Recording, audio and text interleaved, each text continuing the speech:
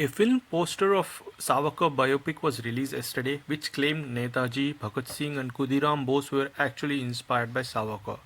I know, right? It's laughable, but the propaganda machinery is appropriating our great revolutionary fighters to spread their own agenda and propaganda. Let's do a fact check on the same. Kudiram Bose was a 16-year-old boy from Muzaffarpur who was inspired by local revolutionary leaders. He attempted to kill a British judge, but he couldn't. He was arrested and then sentenced to death. He became the youngest revolutionary to be hanged to death. He was just 18 when he was hanged in 1908. During the same time, Savarkar was actually in London, while Kudiram was inspired by Bengal partition movement of 1905 and the local leaders who were part of it. It's laughable to even claim Netaji was inspired by Savarkar when he was actually a staunch critic of Savarkar and Hindu Mahasabha. And there are records where he has criticized Hindu Mahasabha and Savarkar. Netaji in 1943 in a radio address requested, he requested Jinnah and Savarkar not to go with British and not to compromise with British.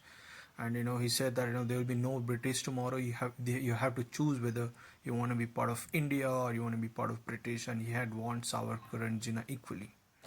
Netaji has never claimed he was inspired by Savarkar. In fact, he has mentioned that he was actually inspired by Vivekananda. His writings are available on that. Contrary to popular belief, Netaji was actually an admirer of Nehru. He even named a regiment in INA. INA had only 4 regiments. He named one after Nehru, one after Gandhi, one after Maulana Azad, and another of himself. And if he was a fan of Savarkar, he would have named one after Savarkar. He never did. Bhagat Singh was inspired by Savarkar. I mean, seriously, Bhagat Singh was actually a fierce critic of imperialism, Brahmanism, and communalism. He was a leftist and communist to the core, and he was reading Lenin. When he was about to be hanged. I mean, just go read books. I mean, the real history books. He had called out Hindu Mahasabha, RSS, and Muslim League for their communal fundamentalism and also for not adopting the famous Inqilab Zindabad slogan.